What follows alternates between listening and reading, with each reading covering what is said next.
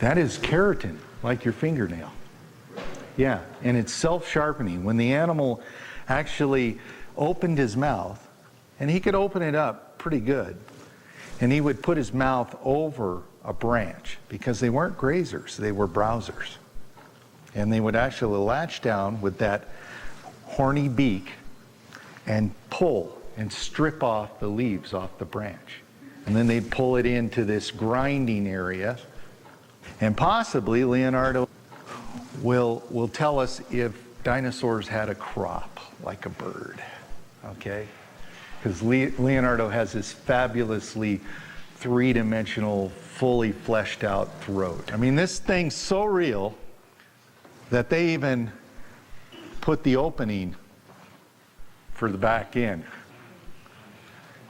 Any other questions? All right, well, enjoy.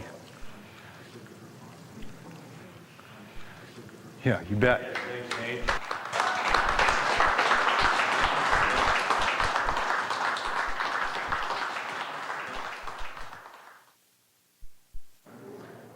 Initially, no one was willing to believe, it was too good to believe that Leonardo had gut contents, stomach contents, intestines. That's just too wonderful. Not in our wildest dreams did we ever hope to find a mummy with the contents of its stomach and gut. Just the first time I saw it, I realized that Nate was absolutely right. It's full of its last meal, its last meals, probably a couple of days. It's just full. And everyone who's come here and looked carefully, like Dr. Chin from Colorado or Dave Eberth from Alberta, will come to the same conclusion. Nate's right. Leonardo is a transparent, see-through duckbill. In a way, it's still alive. You can see the digestive process going on, and that makes it one of a kind. But we didn't have the smoking gut. Didn't actually have a dinosaur preserve where you could see the results of this dental pounding until Leonardo. Now you got Leonardo, you got a mummified stomach, you have a mummified intestines, you have a mummified lower intestines, you have a mummified rectum, almost, mummified throat. And the little windows into the mummy show you that, by gum, it was a pulverizer. Those jaws were doing the work that in the 1820s, the Reverend Buckland thought such teeth would do. You can actually see the pulverized plant parts. You can see bits of conifers just chop, chop, chop, chop, chop. You can see bits of woody tissue pulverized and shredded. And it just fills the stomach and the intestines. So it's like you have a living dinosaur that's transparent, made out of plastic. You can see it chewing, swallowing, digesting, absorbing, excreting. And by gum, this is a hot-blooded hay burner. This is a bird-like, gigantic herbivore. There's an old theory, it goes way back, 150, 160 years, that plant-eating dinosaurs are not just big lizards. This is not an iguana grown large and running around in the Cretaceous. This theory is from the 1820s, that far back, and comes from teeth.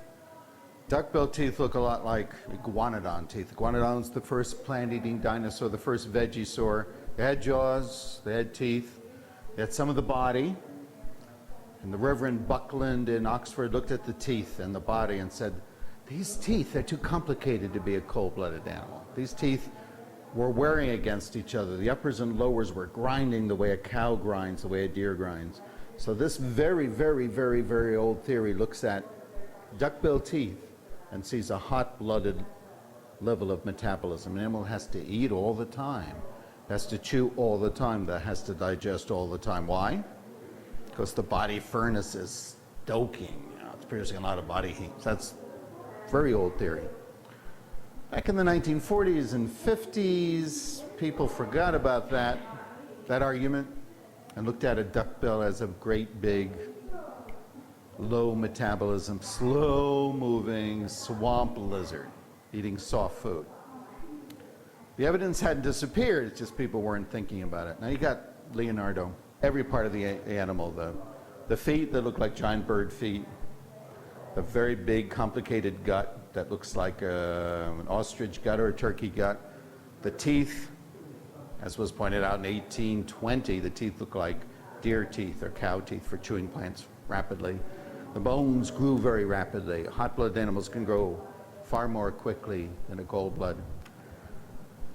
The presence of duck-billed dinosaurs, sort of like this one's in the high Arctic in the Cretaceous, when it was pretty cold. Not as cold as now, but pretty cold. These guys could go north and browse on plants through the snow. The evidence is pretty overwhelming. I also called it the dinosaur renaissance because if you go far enough back, the idea that such a beast was in fact hot-blooded was textbook, way back to 1820s and 30s. So it was a heresy in the 1980s, but it was a renaissance of a very old idea. And Leonardo then, well, Leonardo to me looks like the Pietà, a piece of high Renaissance sculpture, something Michelangelo would have chipped out of the rock.